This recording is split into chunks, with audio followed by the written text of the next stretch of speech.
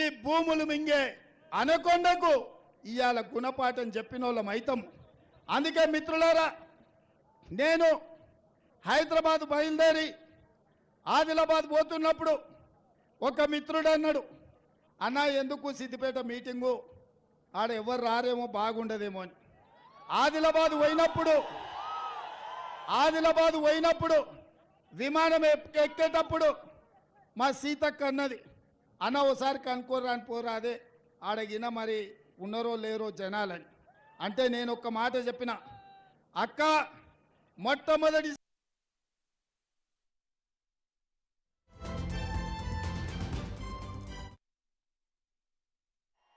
ఏ మల్లన్న సాగర్ దిగితే ఆ మల్లన్న సాగర్ వరదలై సిద్దిపేట పాత బస్టాండ్ చౌరస్తల పార్త ఎట్లా ఉంటుందో అట్లా వేలాది మంది బిడ్డలు తప్పకుండా వస్తారనే నమ్మకం ఉంది. అందుకే నేను వచ్చి ఎంబడే 5 నిమిషాలు చూసుకొని హెలికాప్టర్లో పోయేది ఉండే. నేను హెలికాప్టర్ ఆయనకు చెప్పిన, నువ్వు ఓవా మళ్ళీ నేను నిదానంగా వస్తా, మా వాళ్ళందరినీ కలిసాను.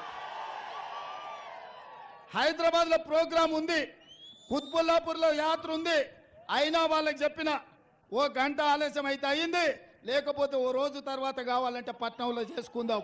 నేను ఈ సిద్దిపేట గడ్డ మీద మీ మధ్యలో నిలబడి మీతో ఆనందం పంచుకోవాలని, ఎందుకంటే మీరు ఎన్నో కష్టాలను ఎన్నో అక్రమ కేసులను ఎదుర్కొని మీరందరూ ప్రవాహమై ఈరోజు ఈ సిద్దిపేట పాత బస్టాండ్ చౌరస్తాకు వచ్చారు. మీ నిర్బంధాల మధ్య ఈ ఆధిపత్యాన్ని ఛేదించుకొని ఈ సిద్దిపేట ప్రజలు స్వేచ్ఛగా పాత బస్టాండ్ చౌరస్తాకు వస్తే ఇతర ప్రోగ్రాములునే నేను హడావిడిగా పోతే నేను నిజంగా మీ పౌరుషాన్ని గుర్తించను నైతా. అందుకే ఇవాళ సిద్దిపేటల బిడ్డల పౌరుషాన్ని చూసిన నాకు సంపూర్ణమైన విశ్వాసం కలిగింది, సంపూర్ణమైన నమ్మకం కలిగింది. నేను ఈరోజు మాట చెప్తున్నా, మీడియా మిత్రులారా రాసుకోండి, ఈ మెదకు పార్లమెంటులో నీలం మధు 1,00,000 మెజార్టీతోని ఎంపీగా గెలిచే బాధ్యత సిద్దిపేటలో కాంగ్రెస్ పార్టీకి మెజార్టీ వస్తుంది. ఆ మెజార్టీ పార్లమెంటు మొత్తం మీద 1,00,000 ఓట్ల మెజార్టీతోని నీలం మధు గెలవబోతుండని నేను ఈరోజు చెప్తున్నా. 20 ఏళ్ళు ప్రతిపక్షంలో నాకు అనుభవం ఉంది. ప్రజలు ఎట్లా చేస్తారో నేను గుర్తుపడతా. వాళ్ళలో ఉన్న కసి ఒక్కొక్కడు 100 మందికి సమానం.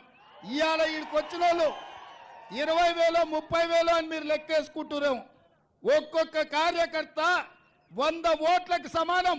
ఒక్కడొక్కడు కాదురా, 100 మంది ఒకేసారి రండి.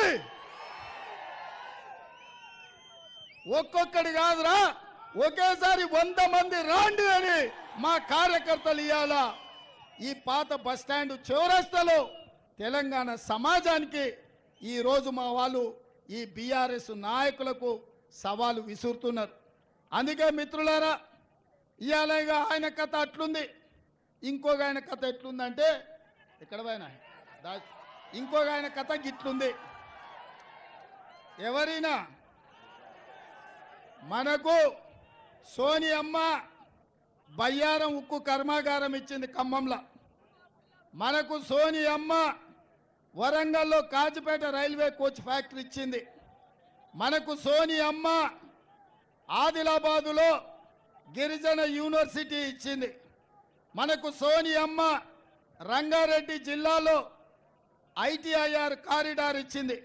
మనకు సోనియమ్మ మహబూబ్నగర్లో పాలమూరు రంగారెడ్డి ఎత్తిపోతల జాతీయ ప్రాజెక్ట్ ఇచ్చింది. మనకు సోనియమ్మ నల్గొండలో ఐఐటి ఇచ్చింది, మెదక్కు ఐఐఎం ఇచ్చింది. కానీ వీటన్నిటిని నరేంద్ర మోడీ గారు కాలగర్భంలో కలిపేసి మనకేమిచ్చిండయా అంటే, నరేంద్ర మోడీ ఏమిచ్చిండు?